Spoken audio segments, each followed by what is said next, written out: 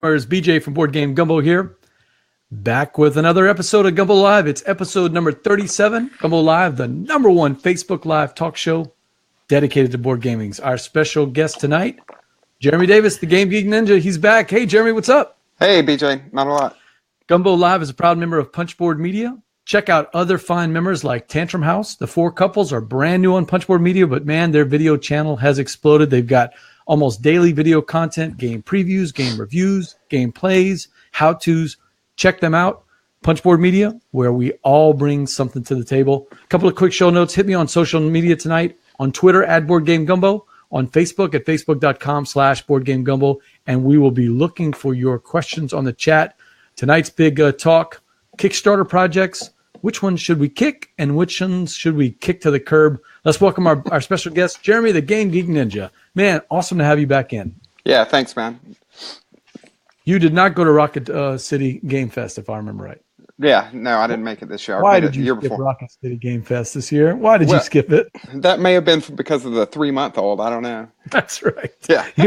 You know, we got to talk about the baby every time you come on. That's all right. She loves it anyway. Before, just in case anybody has not seen you on the show before, give us the quick elevator pitch. Who is Jeremy and what is Game Geek Ninja? I'm a librarian by trade, but I got into board games because, got into playing games because that's what I love to do. But started reviewing games like a lot of people so I could get free games. And, seemed like the thing to do, but soon realized that it was the community that I liked, not the free game. So I do this to talk to people, and I think you've called us board game evangelists, but Yep. I use crusader and all sorts of other words too. But yeah, I stole that from Chris Kirkman. I heard him talking about it. I think it's a great word, but crusader is a great word too. Yeah. So now I just talk to people about board games. My library has circulating board games for adults and families, kids to check out. So we've kind of made that one of our things too. So it's pretty fun. Yeah, if you check out some of your earlier episodes, you actually gave us some tips on how to build a board game library, either in a personal library or if you're starting up one in a game club or in a library. So hopefully people can check that out in the earlier season. It's not a hard thing to do once you get started. You'll find people come out of the woodworks to play games. So I was looking up, I was trying to go back to my notes to see what episode that was. It was back in season 1. So that was a while back. Episode number 15. Well, there you go. We talked about Gen Con 50 and advice for starting a game library. So check that out. It's on YouTube or on Facebook. All right, Jem, I got a question for you. Sure. What's the best game you've played in 2018 so far? I would have to say that, probably Azul. I mean, if I had to say, yeah, I love it. I got it for my birthday in March, and I actually bought it in January, and it took till March to come in because it was out of print of the print run was low. So we finally got it in about 2 weeks ago, and I've played it a couple times since then. I really love it. It's just simple and easy. Other than that, probably I've been playing this game with my niece called Cat Crimes, which is a little logic game. It's not the Perlog game you talked about before? No, Sherlock Holmes is awesome. No, that would have been last year. But Cat Crimes is just a little logic game that you got cats sitting around, and you got to figure which one of them swallowed the fish or whatever. And she loves it. And just it tells you this cat was sitting here, this cat was sitting here. You figure out the logic, and of course at the end, we've got this thing with her where you have to say the name of the game at some point. So she high fives and says, "Cat Crimes." It's really funny and cute. Cat Crimes. Cat I don't know that one at all. It's not even, I don't even know that it's put out by a game company. It's put out by Think Fun, which does a bunch of educational, they're kind of games. But this one, we picked it up at the library, and like so many people that we're doing with, show them new games, try new things out for free, and they really love it. So we found a good one there. Cat Crimes. I don't know that one. Yeah, I mean, we've played Gloomhaven, and we've played some other awesome games too. But I do like a small box game, so it's pretty fun. Myself included. I like the smaller box games. I love Days of Wonder games. It's one of the reasons that I got deeper into the hobby way back in 2008. A Ticket to Ride and Memoir 44 and games like that drew me in because they're relatively simple to learn. It's kind of their motto. You know, they're relatively simple to learn. They have a pretty deep experience for the amount that you get, but you can still bring in new gamers, and the production is always awesome. Now, I haven't played every Days of Wonder game, but I'm trying to go through as many as I can. And I missed Quadropolis. Did you ever play Quadropolis? We have it at the library, and I checked it out once, but we didn't get to it that night. We probably played like Fury of Dracula or something that night to take up the whole night, and then didn't get to that one. But it's still on my list. And one other thing that I find with those is that they have a lot of replayability. Yes, because you can bring people in, but even if you're bringing them in and teaching it for the first time to them, you may have played it 40 times, but it still has an enjoyable aspect for you. Even after all that time. And there's a handful of list of companies that I'm absolutely going to try to play the game when they come out with a new game. Red Raven Games, for instance. Days of Wonder is one of them. Obviously Stone Meyer. Gray Fox Games and Stronghold are some of my favorites. But going to Days of Wonder, I'm trying to go through all the catalog. And each year I'm always excited. I don't get to play every one of them, but I missed Quadropolis and I traded for it. I traded photosynthesis to get it. And I taught it to my wife tonight. This is our first time we ever played. And I've seen the reviews that are mixed, but it's almost as if they're expecting a different game. It's a Days of Wonder game, something that I taught my wife in literally 5 minutes. It took us 5 minutes to explain the rules. There's a lot of depth to it. There's a little bit of take that whenever you're moving the little urbanist, I think they call, that blocks other people. We haven't played it enough to where we can really block each other yet, but I could tell it could get mean if you look into it. And all of Days of Wonders has player interaction, something like that. There's Steve O'Rourke checking in. The Name Father says the fall of photosynthesis continues. Yeah, and Steve, the worst thing is I had let my daughter borrow photosynthesis and traded it away. And when I asked her for it back, she said, "No, Dad, we actually never took that one." So I scoured the house trying to find it. Couldn't find it. Had to tell the guy, Chuck, who was very patient with me. I had to finally tell him, "You're getting a surprise in the mail." I used some Amazon points, and he got a brand new in the shrink wrap photosynthesis. Which he'll later trade to somebody else. I'm sure. And the next day after he got it, my daughter calls me and says, "Hey, Dad, remember that photosynthesis game? Hey, it was in my truck." Like, yeah, I figured that. Yeah. So now I've got photosynthesis again. I've got it back. So anybody out there, anybody looking for photosynthesis, I'm ready to talk trade. But yeah, check out Quadropolis, Jeremy, if you get a chance. We've got it, so I can get it for free and try it out. Which is, I love that concept that you can try a new game, and if you absolutely love it, you can go out and get it. It's something we're doing that I'm just very proud of. It's really cool. And do y'all have specific nights for the board game library, or is it anybody can just come in and check it out? The library itself, you can get anytime. You can even put them on hold if somebody else has got it checked out. We'll hold it for you when you bring it back. But the game playing nights we do once a month.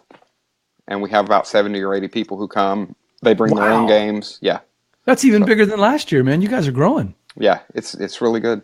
70 or 80 people. Now, that means there's a lot of people. Somebody's kind of got to be a greeter.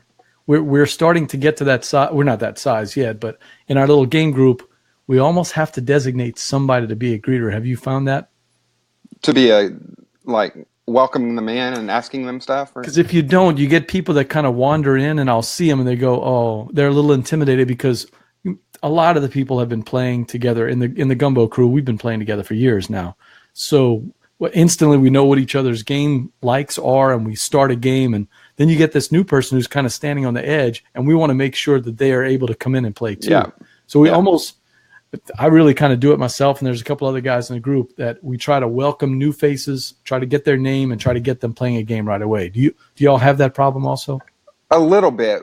Most of the time I'll take a bunch, 10 or 12 of the smaller games like I like to play and teach, and I'll get some people started and then kind of hang back, let them play for a while so that I can go up and talk to other people, get them into different games, teach 4 or 5 in a night, that kind of stuff.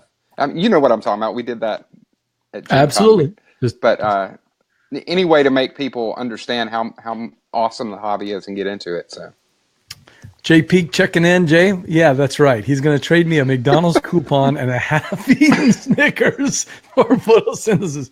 Steve O'Rourke, the fall of photosynthesis continues. I can't even get a full, not even a whole Snickers. It's got to be a half-eaten Snickers now.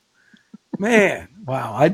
Plus a coupon. I mean, that's for fries or something. You'll get something out of that. Late last year, I even predicted that photosynthesis would be my pick for the SDJ, and I'm not even supporting it anymore. God.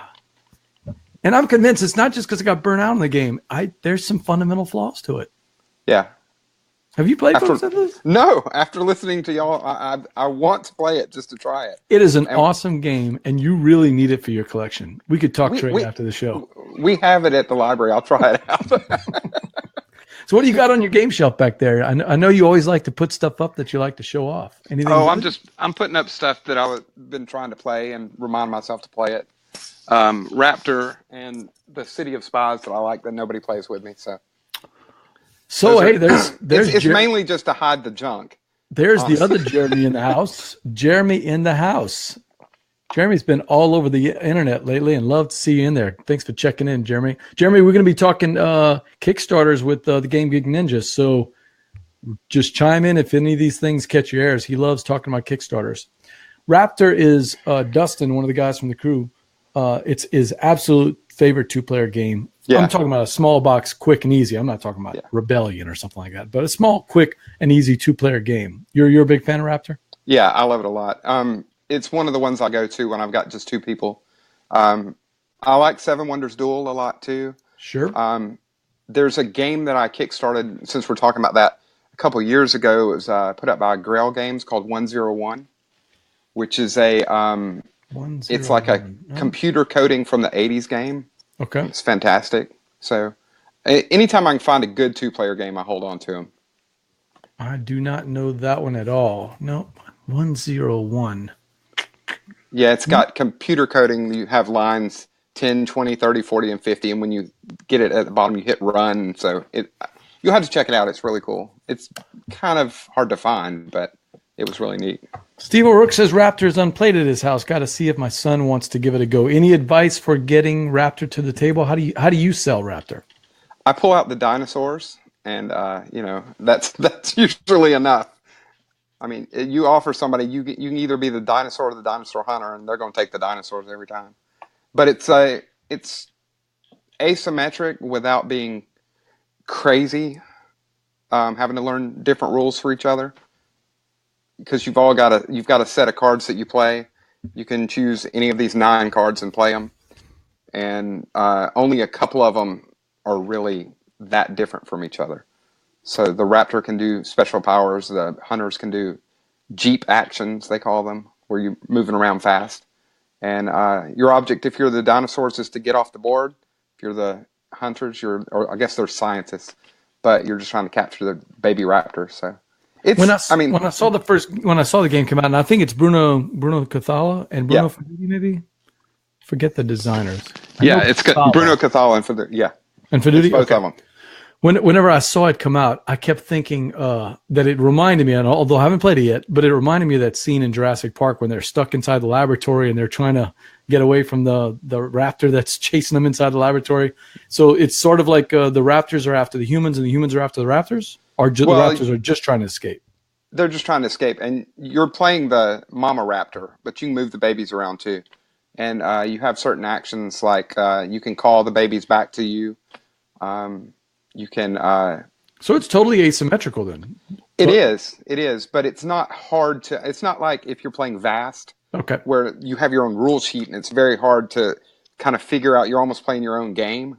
Right. You're very much into what the other people are doing because you're playing. If I play a 5 and you play a 6, it matters because whoever plays. I think it's whoever plays the low gets to do their special action, and whoever does high, or vice versa. But whoever does high gets to do that number of regular actions. So it matters what you play versus someone else. So you're always paying attention. You're always into the game more than you are so with something like Vast, where you're like, okay, I got 20 minutes till my next turn. Right. Which I like Vast, I really do. But that kind of asymmetric game, you're almost playing your own game. And this one, I think you're really into it the whole time. Hey, Steve says, good two-player games are wonderful things, talking about Raptor. And when I mentioned publishers that you always have faith in, Cosmos earned that with their two-player line. I don't have a lot of two-player games per se. I've got a lot of games that we play two-player, but they're really 3 or 4 or 5. Yeah. But I was noticing that I do have a few Cosmos games. Cosmos seems to come out with some of the best two-player games. Lost Cities, I actually don't know how many times I've played it. I started playing it before I started charting. And my wife and I played it dozens of times before I started logging all my plays. So I don't know. Have you played Kahuna? No, I haven't played Kahuna.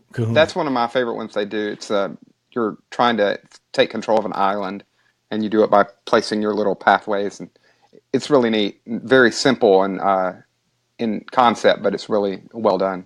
Last year for the big Barnes and Noble, when they sell off everything at 50 and then 75% and then $2, Kahuna stayed till almost the end and I almost picked it up. I was like, if it gets to $2, I may have to pick it up. But I didn't realize how good of the game was. Well, I picked it up for about $10 and I really like it. They've got go ahead. They've got an app too that is pretty good. Steve's played Targi and Kahuna. I've played Targi. I played it live with Matthew Ward of the Dukes of Dice. And then I'm pretty sure Steve can correct me, but I'm pretty sure he kicked my butt in it on BGA. He's pretty good at that Targi game. You played Targi on? I haven't played that one at all. I didn't realize. Is that part of the Cosmos two-player line? I didn't realize that one. That is a good game. So, our topic for tonight. We got Jeremy the Game Geek Ninja here on Gumbo Live. You and I have been following all these Kickstarters, and man, I'll tell you, the last week or two. I mean, after January and February was so dead, March and April have just exploded with Kickstarters. I mean, I can't get over this. It was hard to do the show a month or so ago. In fact, I took a week or two off. I wasn't even putting any submissions in the crowd surfing show because there really wasn't anything that I was interested in. And now trying to wade through them, I mean, it's incredible. Yeah, it's definitely the spring season. They do this again. Usually it's around October that another big wave hits, but it's hard not to just jump on everything and buy a lot of it. But I mean, I've found some that are crazy too.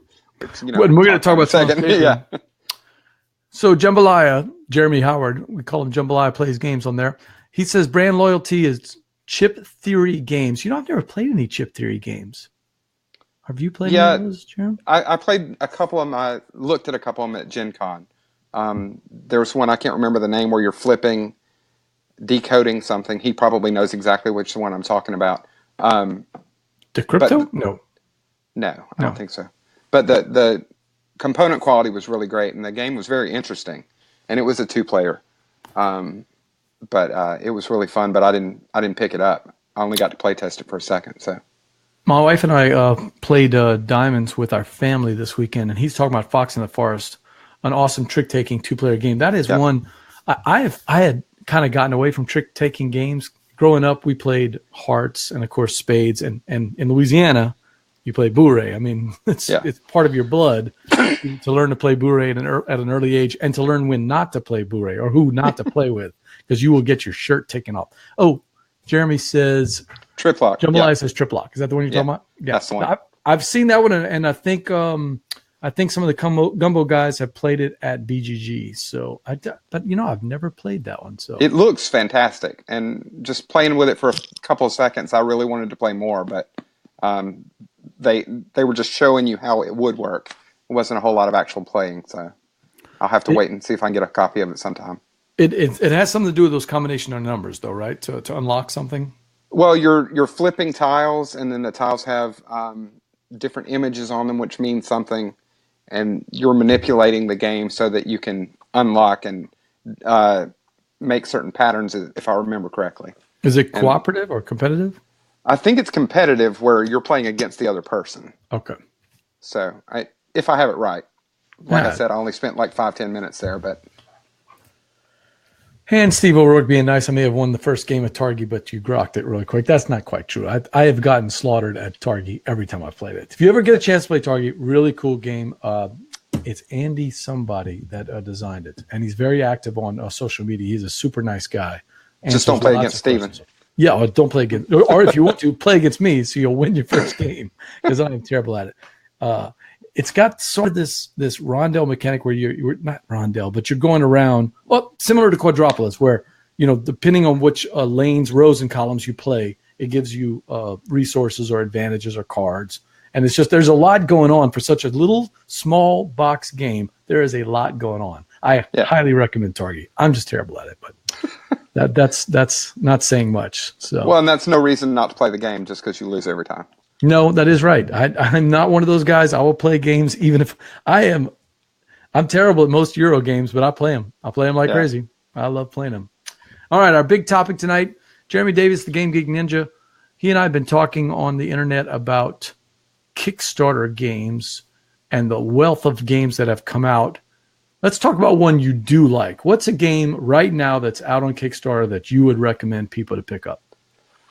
The one that I'm looking at, and I haven't even played it yet, but is that Mystery of the Temple, I guess is what it's called. And I know you've played that one, and you loved it, right? Absolutely. Yeah. It's I've already backed that one. It's Deepwater Games, and I think you can get 3 if you buy the whole big package they've got. I've got the graphic up there. It's the package of 3 for $99. So don't be fooled. That's not the cost for Mystery of the Temples. That's for all 3. It's a lot cheap. It's like $30 or something. Yeah, I think it's $25 for Mystery of the Temples. That one's probably top of my, but I've already backed it. So I mean, that one's real high on my list right now. But I haven't played it yet. I'm going off of your recommendation. A couple other people watching the Kickstarter.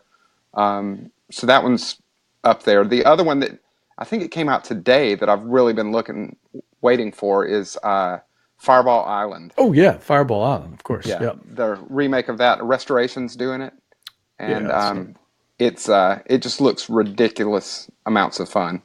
But it's not a low price game either. I mean, you're dropping, I think it's $60 for the base game. Yeah, so there's a shot of Fireball Island. That's the new one from Restoration Games. $60 for the base game. The shipping is cheap though for a big game. It's only like $15 or something like that for shipping. But $60 for the base game.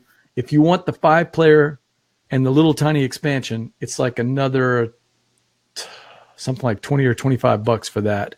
And they have a bunch of other expansions that you can buy. A small one for like $10 and a big pirate ship for $30 or $40. I am telling you, I have not backed it yet, but I'm so close to backing it. They've been $130 for all of it. Yeah. Which, I mean, don't get me wrong. It sounds stupid amounts of fun. Yep. It just, I was hoping to be a little less so that I could get to that one. Man, because there's killing me. There's so much that, I mean, Fire in the Library, I've already backed that one. If you haven't, you need to go look at it. We talked about that for the past 2 weeks. Yeah, we have. But there's just so much out there right now that you got to pick and choose. I know you got City of Gears last week. I did. Yeah. I backed City of Gears. See, I didn't even get that one. I've just had to really pick and choose what I've got because there's so much out there. But Fireball's really at the top of my list right now, probably. All right, let's see. I want to know if Jeremy and Steve O'Rourke are even interested at all in Fireball Island. Look, the price for everything is going to scare some people away, $130 plus shipping. But I am not one of those guys that has to go all in when I don't always go all in whenever I get a project. When it starts hitting that $60, $70, $80 range, that's about my limit for a game. Yeah. So I agree. Yeah. You start getting in the 100, 150, 200 range. That's not me. I've got just the little base level scythe that was $80 or something like that, $70 that my wife got me for birthday, and I am fine with that. If I want to play the tricked out version, I'll go play it with Bradley's because he's got everything for the game and it's all tricked out. But Fireball Island is the one that's killing me because I think they've done it right. Restoration, Rob Davio and Justin Jacobson, those guys had a mission. They said the number one game. And by the way, Justin's going to be on the show next week. So if you have any questions for him, we can talk about it. But the number one game that people have been clamoring for since they started there's Jeremy saying, yeah, I can't wait to play someone else's copy. Hey, don't forget, Jeremy, they have a big tour for about 35 days. J.R. Honeycutt is going to be going all around the country demoing the game. So you can actually play it. But back to what Restoration does. So their number one game that people have asked for was Fireball Island. Now, I'm a guy of the 80s. I mean, that was my high school years, but I don't actually remember Fireball Island. I never heard of the game until that YouTube board game comedy show came out, Bored with Life, and they had the Halloween episode that involved the old version of Fireball Island. So I didn't know anything about it. Did you know about Fireball Island before all the hype came out a couple of years ago? I had never played it, but I also, in my former life when I was younger, I worked at Toys R Us, and I stocked the board games every night, so I knew it existed, but we would sell them. I never played it though. I wasn't into playing games that much back then, so I had never played the original. It's so ridiculous sounding that I just know I can get that one played a lot. And that's the point that Steve's making. Love what Restoration is doing, but these particular games don't have a nostalgia value for me. And I totally understand that because I don't have that nostalgia. So why am I interested in it? Because I play in a couple of different groups. My main, the board game Gumbo guys, the Gumbo crew, but I also have a group of scout dads. And we've been playing together since our boys started in scouting. And we still get together. Sometimes the scouts are with us. Sometimes it's just the dads. But this kind of game is right up our alley. We like these games that I can teach in just a few minutes, but that have an amazing visual, just experience on the table. Robo Rally. My daughter painted all the figures for Robo Rally, and it looks awesome on the table, and we love playing that one. I know some people don't like it, but that's the kind of games we like. Kind of stupid, fun games that still have some strategy to them. Okay, because they don't want to play big, deep thinking Euros at all. They want to play games that they can learn quickly, that have a little bit of take that look good on the table, and that you can play in about an hour. And Fireball Island just fits all of that. It's a game that would appeal that I could play with my nieces and nephews, or I could play with my adult game group and still have a good time. Oh yeah, I can definitely see playing with my niece. She's going to be 6 this summer by the time it comes out, and she would just love dropping those balls down and seeing them run people over, and I just think it'd be a blast. And Jeremy, they fixed a lot of the problems. I was talking to Carlos, one of the guys from the Gumbo crew today, and he was like, "This is just a kid's game. That's a terrible accent. It didn't sound like him, but it's just a kid's game." And I said, "No, that's exactly what Rob and Justin were trying to fix. They got rid of the roll and move, and you're not sure what's going to happen. It's just kind of random. They brought in a set collection, and they brought in the ability to manipulate the fireballs and to move the adventurers and to have these special actions. So it's going to appeal to, in my opinion, it's going to appeal to gamers if they get into it. Now, is this all just a bunch of hype? I don't know, but it's so good. Yeah, you can manipulate the trees now, and the whatever the idol or whatever it is at the top. You can turn it around to make it not hit you with the fireballs. It looks like just a lot of fun. I just got to figure out if I can afford that much fun right now. I know. Yeah. Just go. I mean, God, I want to go in all in. I'm not gonna. If I do back it, it's going to be just the just the base game. But I'll tell you, and maybe the 5th player expansion. God, that pirate ship looks so. We're talking about something. There is one thing. The retail. They do have the retail pledge. And we just got in with the local game store who's going to be helping us out with our Wednesday night Gumbo game nights. So I'm going to go to him, and he's trying to learn more about board games. He's been a player. He's just not a deep cut player. So I'm going to go to Scott this week, tomorrow night, and I'm going to say, "Hey, Scott, here's your chance. This game, they're setting it up perfectly. It's going to be delivered right before Christmas, right? Sometime in October or November." So Scott, if all you got to do is buy 3 of them, and I'll buy one of them for sure. I'll demo it for you for free. You're going to easily sell the other 2 if I do a demo on a Saturday where kids are coming into your store and checking out this game with fireballs going all over the place. Yeah, I'm sure you can get him to get it. It'll be good for you anyway. all you have to do is he puts down $20 now, and you buy it later at a discount on the MSRP. So that sounds like a pretty good deal. So Steve O'Rourke says, now if they make a good version of Dark Tower, okay, now that's a game I did play in high school over and over till we broke the thing. Did you play Dark Tower? No, it's a little before me. Do you remember it at all? No. Okay. I mean, I've heard about it. I've seen people talking, but I can tell you, Dark Tower was a terrible game. but in 1984 or 85 when we were playing it, it was amazingly fun. It was this big noisy tower. And you had all this, roll and move that you would go around trying to collect weapons and everything to attack the tower. And it was It was so much fun back then. But boy, it was really creaky and really noisy. Yeah, that's that one I was showing you the other day, that Lost Treasure, which is you're trying to find sunken treasure, and you're just moving on a grid, and then you've got this little computer that you dive with. And I looked for 10 years for that game because I remember it. And when I found it, I was like, it even works with a 9-volt battery. This is great. It was awful. My wife won't even stay in the room when I start to play that one.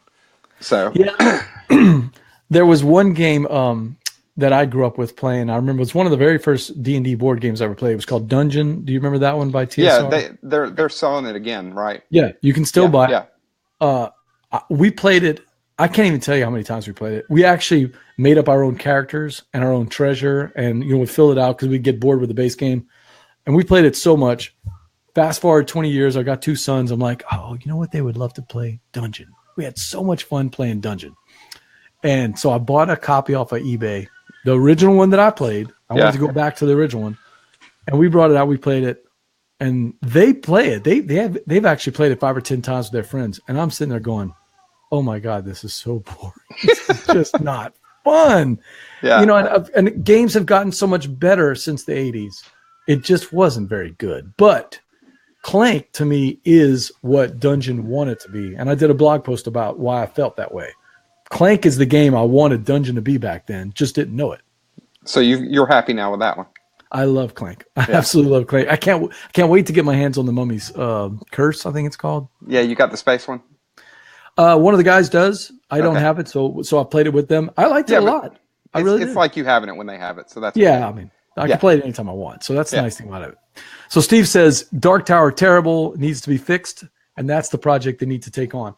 I think they are trying to get the license, but that one is going to be a tough one. That is going to be a tough one. He says his brother and I broke with all our plays. You can still hear the awful, wonderful sound effects. Yeah, Steve, I think you can get the sound effects on the internet. Somebody has uploaded them because I have seen them before. So the Dark Tower. All right, so we did talk about some games that you really, really like. Any other games that you're really out there just chomping at the bit for besides Fireball Island? There's nothing that I'm just dying for. I looked through some that I hadn't seen today when I was talking to you earlier, and there's one that's called Dragon Keepers that's like a kids and adult. You can do you can play an easy version with the kids, and then there's another one that one looked pretty cool because you can play it with all sorts of age groups. And I got that one thrown up. That's the new game by Vital Lacerda. Yeah, and it's his daughter. I think so. I mean, I'm not sure. I didn't do the research. I think I read somewhere that it is his daughter. Now, I think she's 14. Yeah, something like that. Yeah. Okay, that is it. Vital has, as you know, the big giant games, Lisboa. I'm getting into it. I'm really liking it. I'm really enjoying it. Can't wait to play it again. But Dragon Keepers is supposedly his homage to an easier game to play. Is that right? Yeah. As far as I can tell, I've looked at it a couple times and it went a little more in depth to it today. The simple version is competitive, and so you're trying to protect dragons faster than anybody else or more than anybody else. And then you have a cooperative version that's for adults, and it's there you're trying to train your dragons enough to attack the ones who the hunters. So it looked really cool. The artwork is fantastic, and like you know me, I like a small box. I like a game that I can play really quickly. And when you say it can also be played with kids, that's going to get my attention too. One of the guys in the game group has a couples game night that he plays. So they play all of the Days of Wonder type games. They want 30-minute to an hour. Citadels is one of their favorite games. And when I told him about it, he's like, "Oh wait, Vital Lacerda, but I can get it into the couples game night." I'm in, and he backed it that day. So hopefully I'll be able to play it. Well, and it's that one's $25. That's easy. So yeah, that one's not a bad one at all. I think the deluxe is $33. So that's more my speed when I'm talking about a Kickstarter than jumping in 130. But that one was really neat. There's another one that I've been hearing about that I don't know anything about called Rescue Polar Bears. Did I tell you about that one? Rescue Polar Bears. No, I don't know that one. No. I don't know anything about it except that it's got these little polar bear meeples well, they're not even meeples. They're like that big. Okay. And they're little figures that you move around, and it just looks ridiculously fun. But it's another one. It's $50. So it's just, not knowing a whole lot about it, I'm going to have to research before I do something with those. Just a couple of comments. Hey, our buddy Sean Jones is checking in. Sean said, I agree, Restoration has done great work. It looks great, but I'm not sure by backing. That's what we're talking about tonight. Should we kickstart some games, or should we kick them to the curb? Rescue polar bears at $50. Yeah, I know. I was looking for $20. $20. Yeah. I'm going to say you can take that bet, but 50 is a lot. Let's see. I think Jeremy Howard, the jambalaya, had one I didn't know about. Let me see if I can find it. It was something called Sorcery and Stones. Do you know that one? I didn't see that one. Oh, hey, Jeremy has played Polar Bear. Polar Bears, neat game from Essen. I thought Deepwater would pick it up. Is that the game you're talking about? Rescue Polar Bears? Yeah. Probably the same one. Yeah, that's the one I've been seeing, and it was around Essen, so that's probably what I've seen. And this is a new, I don't know if it's an expansion or just a remaking of the one they had, but it's got some longer name. But it looks really fantastically made. I just don't know if it's $50 made. Yeah, Sorcery and Stones, you're not familiar with. Me neither. Other than I know Jambalaya had written a blog post, so I got to go check that out. But what about this one? Crisis reprint. Crisis. Have you heard of that one? Big time, hard to find worker placement game. I've heard the name, but I've never sat down and looked anything about it. Dang, Jeremy. But he plays a lot of solo games, right? Yeah, he's stumping us with these games. Yeah. He is stumping us with his games. All right, give us some more, guys, out in the chat room. If there's any other games you want us to either thumbs up or thumbs down. I can't say anything about polar bears. You sound like you're interested, but a little bit too expensive. I think if Deepwater had it, it wouldn't be $50. So that might be they'd put it out for 20 or 30 or something like that. Well, I thought you had sneezed earlier, but you said no, it wasn't a sneeze. It was actually a game. And I want to see if this one's got to stump everybody. Look, Jambalaya plays a lot of games. Right. He seems to know every single Kickstarter game that we're going to mention. But and we're going to get to that one in just a second, Jambalaya. But this one has got to stump Jambalaya. There's no way he knows about Kartoffelkrieg. I don't even know. It's German, Kartoffelkrieg or something. I ran across this one today. It was absolutely the most ridiculous thing I've seen. And Jeremy, those are potatoes with weapons. I think that it's potato wargaming. And so you get a potato, you stick the little things in like Mr. Potato Head, but you're sticking weapons in. And then there's some sort of mechanism for making them fight each other. The really funny thing is that if you scroll down the Kickstarter, there is a thing where they will actually send you the potatoes in the mail. And they don't send them in packages. They just write your address on them, and it'll come to you through the mail. And I told my wife about it. She's like, oh, yeah, that's a real thing. It's called potato post, or anyway, it's ridiculous. Kartoffelkrieg, right? I guess Kartoffelkrieg something. It's maybe the most ridiculous. I thought it was going to be one of those April Fool's things, but it's still out there. And it's still out there. So Kartoffelkrieg is out there on Kickstarter. Anybody out there, let us know. Oh, look at this. I'm sure he's played it. Of course, Jambalaya knows about it. He said, yeah, I knew about it a while back. I actually decided to ignore it. Hilarious, though. You know what? You've got me.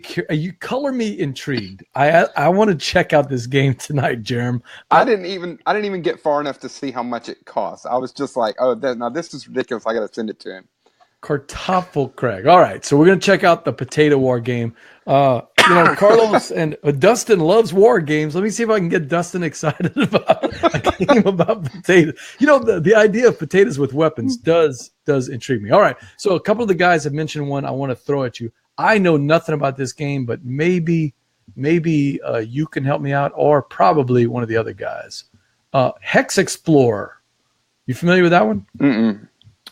I haven't seen that one at all. Dave Dugas mentioning it here. I'm on the edge of backing Hexplore it, but I'm really waiting for City of Kings. I don't have a picture of City of Kings, Dave, so we're going to have to trust you on that one. But I did throw up a graphic about Hex Explore it.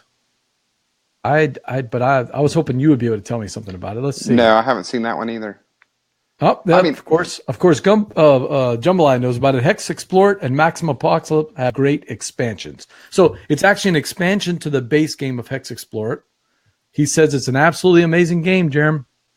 Well, I have to look at it then. I mean, honestly, I'd heard about a bunch of Kickstarters this month, but just looking through them today, I got about halfway through the list and I had to stop. There's just so many out there. And then there's a lot that I won't even talk about because they're just awful games, awful topics and everything else. But the potatoes got me. I don't even know what to do with the potatoes. All right, so Dave says, I'm pronouncing it wrong. It's Explore. That's a dumb name, Dave. It's a dumb name. Explore It.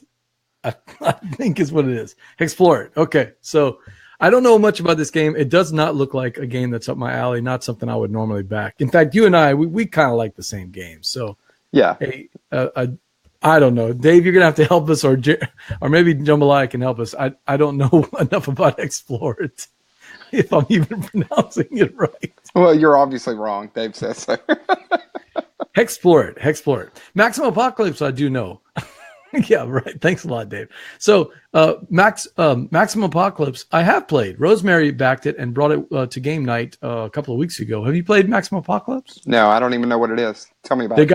They got an expansion for it. It's a sort of like a little campaign game based on the zombie apocalypse. Okay, and each person could play different characters, but the game is it's not tile based, it's card based to set up the room. So it's quick and easy to set up all these different types of scenarios, and everybody can play all these different types of characters with all these asymmetric powers, and each scenario is a little different. One may be there's a bomb at a nuclear plant. You got to hurry up and get it, put enough fuel in the van, and get out of the place before the zombies eat you. So they all kind of have that same theme. There might be an alien that's doing something, or there might be a scientist that got kidnapped and you got to try to save them. So, but if you like those big scenario type games, but you don't want to have to break out a big old box and set everything up, the game sets up in 10 or 20 minutes, plays in about 35 minutes to an hour, and then you break it down. So it was actually better than I thought. Yeah, we've played a bunch of. I mean, right now we're breaking out Gloomhaven all the time, so. And, that one takes an hour to set up. We play something else while my friend Brad just sets that one up. We'll play a small game. You go set that one up for us, and then we'll get to it. But things like that it's a little easier now that we know what we're doing there. So I do not play Runebound. Have you ever played Runebound? Mm-mm. Yeah. I think Jambalaya has given us some hints on how one of those games will play. I'm not sure if he's referring to Maximum Apocalypse. I don't think so. I think he's referring to Explore It, if I'm saying it right. Well, all right, we're just going to have to all get in a room and play because he's got some stuff we don't have. He says it's kind of like Runebound and maybe the video game Witcher. Now, Witcher I have heard. In fact, I think Ignacio made a board game version of it, if I remember right. 30-plus classes and 15 races to choose from. Explorer is really good, but we're in a struggle for table time with City of Kings, Gloomhaven, Seventh Continent, Explorer. There's so many good campaign games out there. Yeah. Jeremy, you know that. I mean, you guys are dedicated to Gloomhaven. Dave and those guys are doing Gloomhaven also. I've got 2 or 3 different campaign games that we haven't finished yet. So we still haven't started Charterstone or Near and Far. So we're way behind.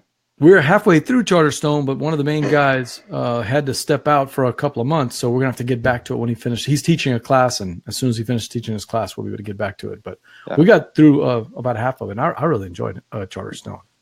So Dave and Jeremy are both big fans of City of Kings. Or is that one you're familiar with? No, it's not. Is it one you got? No, I don't have City of Kings on my list either. So that is not one we're going to be able to talk about because I don't have any pictures of it. But there is one I will talk about that I have played, and I wanted to see if you have played Vinyl. No, but I've seen it. Eric Alvarado. You got to play it? So back at Gen Con 49 2 years ago, the year before I met you, somehow I got in touch with Brian Fisher on Twitter, and he's like, "Hey, we're looking for playtesters. My buddy Eric's got a game. You want to try it out?" So I rounded up some guys at Gen Con. We tested it out. Now, that was an earlier version. They've cleaned up some of the mechanics since then, changed up some of the mechanics, and obviously we saw it with prototype art. Right. But, man, Vinyl was fun. Oh, look, here's somebody that's played it. Jeremy says, get it funded. The funding goal has not been met yet, unfortunately. It came out right at the same time as all these other big Kickstarters. Yeah. It's sort of a worker placement game. It's got some take that. It's got a cool bumping mechanic that not a lot of other games have. And it's an insane set collection, sort of like, if I had to describe it, I'd say take Splendor and ratchet it up 50 times. I mean, it's like Splendor on steroids. That's Vinyl, but with a cool theme. You're in a record store. You're trying to collect different vinyl records. And the person that can make these specialized sets, like classic 50s albums, or the expansions have like 80s and jazz and metal and all these things. So it's really got a cool theme. Oh, Jeremy says he can send it to you. He's got the expansions. I think Jeremy. Yeah, I'd love to play it. Yeah. So I mean, I was looking at it today. Hook up on Twitter. Yeah. I'll send you a message later. I looked at it today. It's got a bunch of different things that you have to qualify to pick up that album off the shelf, right? It does. It's a number of things that you have to collect. It's not like Ticket to Ride where you're just collecting red, right? Right. It's you got to match up the different little symbols on that. And at first it was kind of blowing my mind the first time I was playing it, in all honesty. It took us a while to grok it. Steve says it's hipster Splendor. I don't think Eric's going to like you saying that, but that's a pretty good description of it. Hipster Splendor. Yeah, Vinyl, really cool. If you get a chance to check it out, get Jambalaya to send that game to you. And that sounds great. I'd love to try it. I'm hoping that there was another music one, Record, recently. Yeah, that was good, and we've got that one coming to one of our group, so we'll get to play that one. But I haven't played Vinyl yet at all. I'm hoping that one of the things that we had trouble with is he was kind of using little stock images for the symbols, and the graphics art were rough, and we tried to get past that because we knew it was a prototype. Right. But still, when I look at the game now and I see all the graphics popping, and the fact that they've streamlined some of the mechanics, man, I think Vinyl's going to be a hit if they can get it funded. And the people behind the project are all really cool people. So I'd really like to see Vinyl get there. So well, we can make it happen. We'll just start promoting it all the time. That's get right. Everybody we know. We'll get on some people. Well, Jambalaya has been talking about it, so hopefully people will get that. All right, you got one to throw out? I threw out Vinyl. What you got? I was trying to look at my list of things that there's one that I found today, and I had not seen it. And I want to check it out more because I think it's around that $50 range. Have you seen? I think I sent it to you. Dreamscape. I forgot to get the picture for it. Okay. Yes. It's just the art looks really cool. Yeah, and it looks like interesting mechanics too, because you're collecting I don't know what they call them, dream bits or something, and then you're building in your own little tableau. You're building up a sequence of their little tokens. But you're doing them in certain patterns, and those represent the dream that you're trying to have. Is it an activity or a game, though? I can't tell from what I've read. I'm just intrigued, and I don't know what it's going to be like. But I really want to look at it more. I'd love to find somebody who's played it so that I can say, is this a lot of fun or is this just like a task? But the artwork intrigued me, and the mechanics of getting your dream, and then you build up your little area with your stacks of chips or whatever, and then you change them to do another dream. So you're trying to get things that kind of work together. It looks really interesting. Oh, Jeremy says he may have that one coming. So yeah, he's got that one coming. So yeah, that'll be awesome because I can just follow him along and see if I like it. But it really intrigued me. That was one of the ones that I was like, okay. And who's publishing that one? I didn't even check. Okay. I didn't. And it's Dreamscapes? Dreamscape. Yeah. Dreamscape. Yeah. Okay. There was another one with dreams on there, but it didn't hold my interest. So there was two of them on dreams, so I don't want to get confused, but Dreamscape was the one I liked.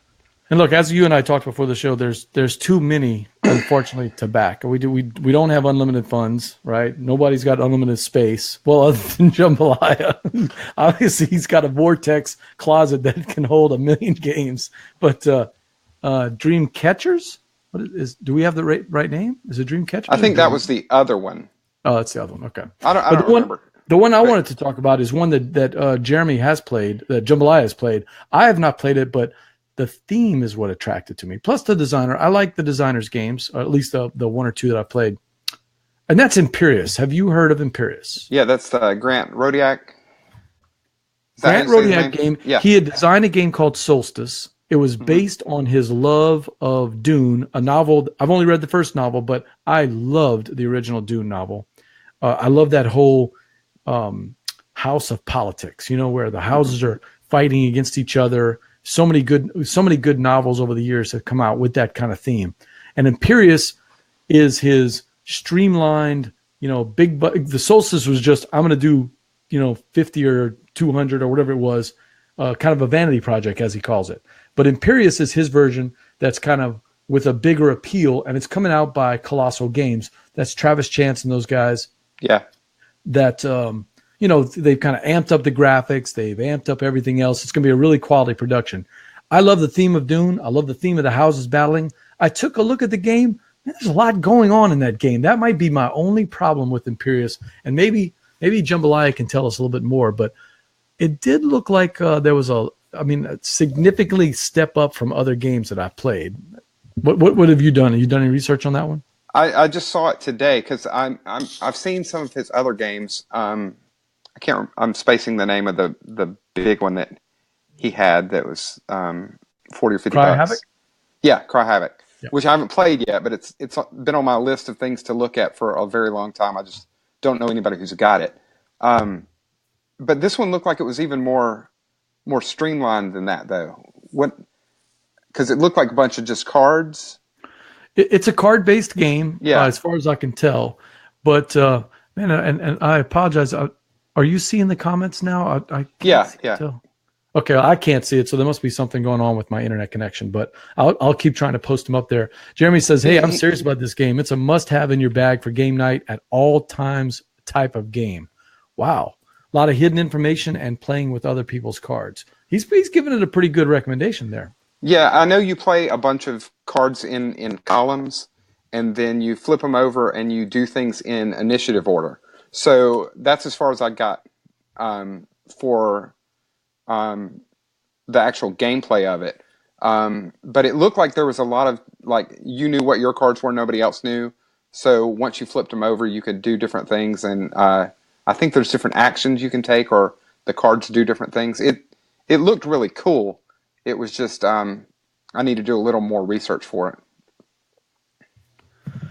Yeah, I'm trying to see if I can get something going there. I'm not sure why we're having some trouble with it, but he's got a little bit more information on it. 6 of the same cards and a ton of events that switch up the results. Are you still seeing his comments then? Yeah. Okay. Not sure if it's coming out on the broadcast, but I'll keep posting them for you, Jambalaya. Yeah, Imperius. Everybody check that one out on Kickstarter. Colossal Games. He's right, man. Colossal Games is signing a bunch of cool games, and they are. I don't know what Travis said. Something like 8 or 10 he's going to put to Kickstarter this year, almost back to back. So yeah, they're doing them one a month. Campaign. It's what it seems like. They're trying to kill me. Is what they're trying to do. I don't know if you can see this, but Jambalaya says, "Hey, that prototype of Imperius, that's one he's not going to share. So don't ask her." Yeah, you got to keep some of them for yourself. No, hold on, Jambalaya. I've got this cool game called Photosynthesis, man. I'll trade you Photosynthesis for Imperius if you want to try that. All right, so Steve O'Rourke says they can't see it. It must be just a problem with my connection over here. So I'm glad you guys can still see that. All right, you got any more for your list? I think that's all I had for my list of keepers. Although I was going to talk about Village Pillage, which was a cool jelly bean game. Oh, yeah. Tell us about that one. I don't know much about it. I know there's a bunch of turnips, and the artwork was really cool, but they took it down today. They took the Kickstarter down. Did they really? Yeah, and I almost put it on crowd surfing. The project looked pretty cool. They took it down, he said, to make it better. Okay. So he's going to relaunch it in April, I think. So you may have time to do it again for that. Yeah, so that I might try to get in touch with them with the Jelly Bean and tell them to give me some advance notice, and maybe I can take a look at the project. Because if it's like, it looked like a pretty cool game. Yeah, I had Lady and the Tiger, I think, is one that I looked at from them, and it was really cool. Had a lot of interesting artwork and different games you could play with it. But Village Pillage, they're saying that They play tested the heck out of it. It's really streamlined now. And that's Jelly Bean Games? Yeah, Jelly Bean Games. I think it's at Play Jelly Bean on Twitter. And Peter's he's real good to talk to, so you should be able to get in touch with him. BJ from Board Game Gumbo Live here with Jeremy Davis, the Game Geek Ninja. We're talking Kickstarter games. I got one game left to talk to you about. And you brought up the Potato War game, right? Right, of course. Mine is a game that, I'm not making fun of this game at all. This game looked interesting. Oh, wait, do I have the right one? Is that the right one? I'm not sure if that's the right one now. Let me see. Let me put it on solo and see if that's the one. Is that the Cube Pig game? Yes, that's it. Cube Hogs or Cube Pigs? Cube now Hog. I can't remember. Cube Hog, that's it. Cube Hog, yeah. Cube Hog. What attracted to me to that game? Well, in all honesty, the name. I mean, Cube Hog, and then they're actually little cube hogs that you play. At first, I wasn't having sure to pull if it was it a real up. game either. Yeah, take a look at it. At first, I wasn't sure if it was even a real game, but when I checked it out, it apparently is a real game, and it's got kind of a dumb name, but it seems to have some pretty cool mechanics. I'm kind of on the fence about this Cube Hog game. Do you have to put them together yourself, or are they paper cubes? Or I think it comes together. I'm pretty sure it comes together. Cube Hog. That is one that I think we've stumped Jambalaya because he's not giving us any comments on that one. I can't believe he's played that one. Oh, there was another game I wanted to talk to you about. Let me see if I can pull it up for you. What about this one? Have you seen this one? I can't see it, so tell me what it is. The Primary. Do you see that one on your screen? I don't see that one, but that's the political one. It's a political one, yeah. The guy reached out to me. I think his name is Matthew. We couldn't get him on the show in time, but I took a look at the project and I said, you know what? I'd like to talk about it on the show. I don't have any good political games at all, and this one is one that kind of intrigued me. Of course, Jambalaya played it. He says it's a solid game. So, yeah, it's got a theme that I don't have represented in my collection at all. Some kind of political, type of game where you're managing a campaign or something like that. There's the game that Rich Summerer talks about all the time, D-Mocker, the German political game that looks way too deep and way too long for me to play. This one looks like kind of a streamlined version of one of these. Try to get your candidate as the president. Jeremy says it's political, but absolutely not all political. It's basically an area control game, more about the Electoral College. Yeah, I mean, that sounds kind of interesting. Yeah. Not up your alley? But it's just probably not one that I could get to the table very much. Yeah.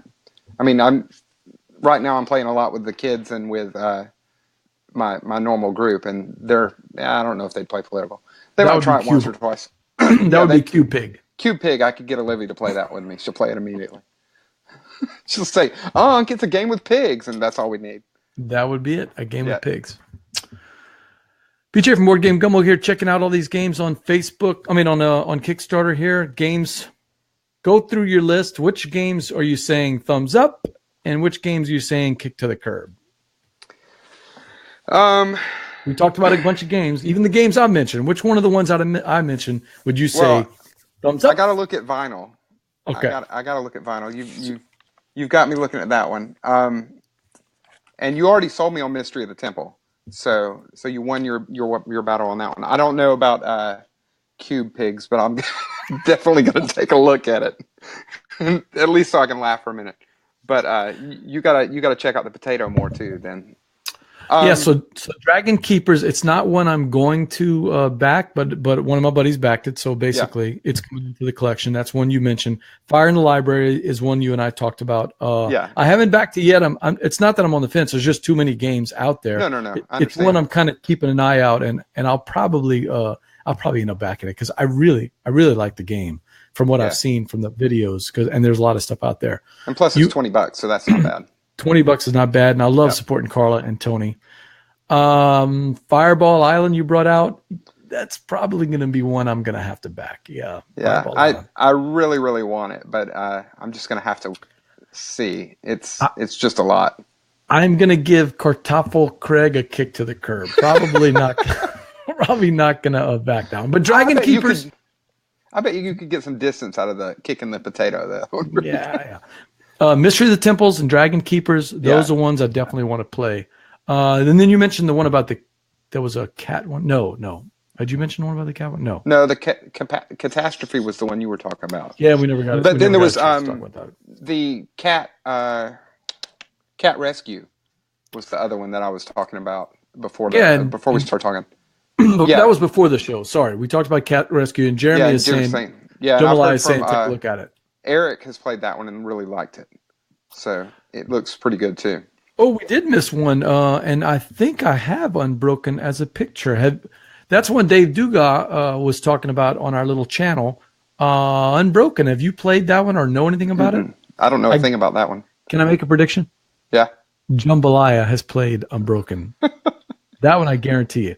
So Dave knows a little bit. He knows a lot more about it than me. From my understanding, it's either a solo game or you can play it solo. Dave, you can help us out with that one. It's a one player game, plays up to 30 minutes, 20 to 30 minutes, and it looks, it's not my kind of game, but for people that like that style of game, I would think it's a pretty good one there. Yeah, I'm sure Jeremy's played it if it's a one player.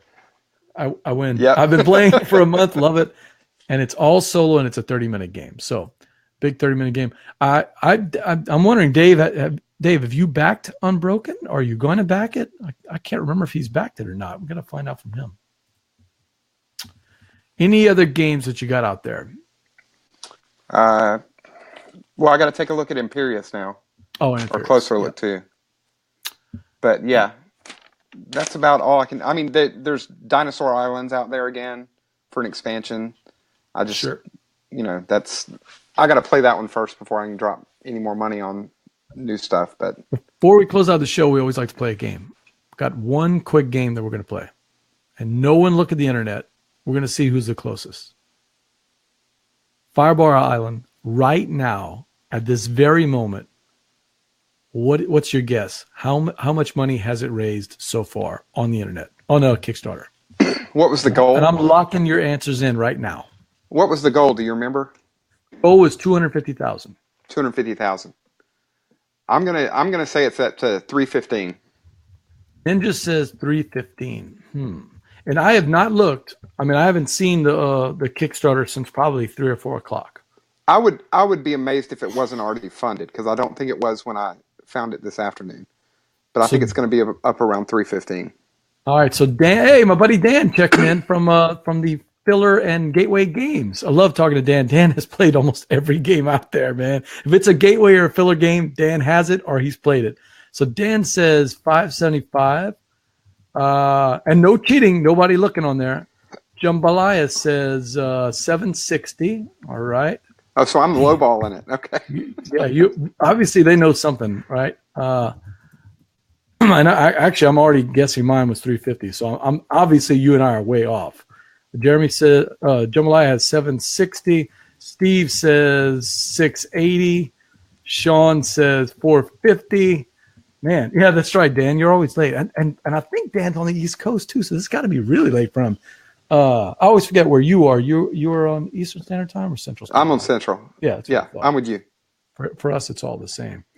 All right, so we're getting the guesses in. We got Ninja with 315. I'm at 350. You realize both of us have got to be off because people are way above us. It's totally fine. Dan's at 575. Jambalaya's at 760. Sean's at 450. Steve O'Rourke is at 680. Any other guesses, Dave? You got a guess. Come on, Dave. No guess from Dave, huh? About to call it, Dave. I'm going to go check it out here. Let me pull up the latest because I did not want to look. Fireball Island. Let's see what we got. Last chance, Dave. I'm going to call it. Dave is too late on the thing. All right, so let's do this. Now that you know what other people have guessed, what would you guess now? Oh, I don't know. I just want to stay at 315. 315. Because I don't want to be influenced. It looks like if we're going to play it, the Price is Right, where you got to be the closest without going over. our buddy Dan Cheston would have it. It's at $633,000 in the first day. That's pretty amazing. In the first day. So, but of course, if it was the closest, it would be Steve O'Rourke because he was at 680, and that's that should be the closest, right? That's 47 away. Yeah. Yep. Sounds 47 away. Yep. So he is definitely the closest. So that brings up one quick topic I wanted to ask you before we close this show. I saw somebody on Facebook saying, I don't understand why Kickstarter, it's all about miniatures and it's all about these big giant Simon type games or Batman or, Cthulhu Wars. It's all about these kind of games. And I didn't get a chance to respond, and I wish I had, but I think he's lowballing it a little bit. Yes, it is true that Simon and all these other big projects have come out and they dominate and they do millions. But how about Dinosaur Island doing over $1 million in the Return to Extinction, right? Yeah. How about Fireball Island, which is a set collection game on a big thing? There's no big giant miniatures. There's no all these beautiful art with onis or anything like that, or some kind of Japanese culture.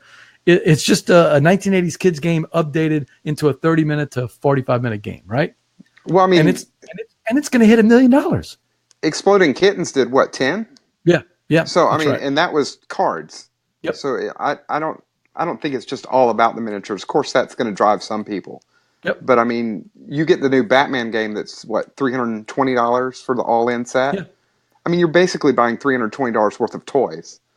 But Tasty Metro Games is doing a good job with games like Gintis. Gintis did, I forgot what it was, all total of $700,000 or $450,000. It was like $500,000 it did for what is essentially a Euro game. So yeah. I think if you have the right production, and of course you have the right marketing, the right hype, you get people at the right time. But if you have the right production, a Kickstarter game can explode, and it doesn't have to be a game all about battles or wars or mythic legends or anything like that. What do you think? Yeah, I agree. I think you just get the right ideas and you get the right artwork to go with it. You get the right production, even for your Kickstarter page, because you get the right little video. Santorini, when it came on, the little introductory video was fantastic. Yep. They spent a ton of time on it, and it was just amazing. I don't remember what it made, but that's the kind of quality that just really sells something. You can get people backing you like crazy. So Dan says, by the way, he won your hat. So, well, you're gonna have to give up that. This was a $6 Braves hat, which it may be worth even less than that at the end of the season. So we'll have to see. So it looks like Dan is getting Dino and Fireball Island. Wow, nicely done.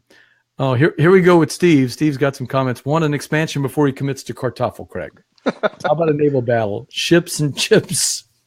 Spies and fries. Okay. I'm sure the potatoes will float. You could probably make your own expansion to that one. Yeah, Dan, if you get a chance, go back and listen to the commentary on Kartoffel, Craig. That was one I was sure that we'd stump.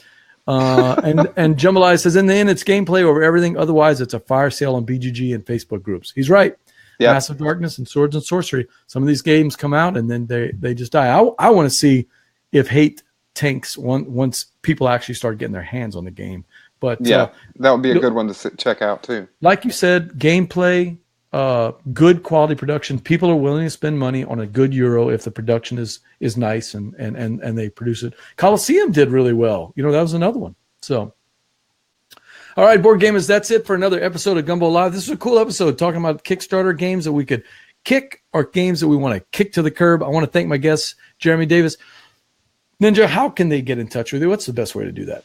The best way is on Twitter, just at Game Geek Ninja. I've got the website gamegeek.ninja, which is a fun extension. It's like Internet 2.0 now. It's like 2.3, I think. Yeah, it's been improved. But Twitter's where I'm at. I'm checking it all the time, so I can always get in touch with somebody there.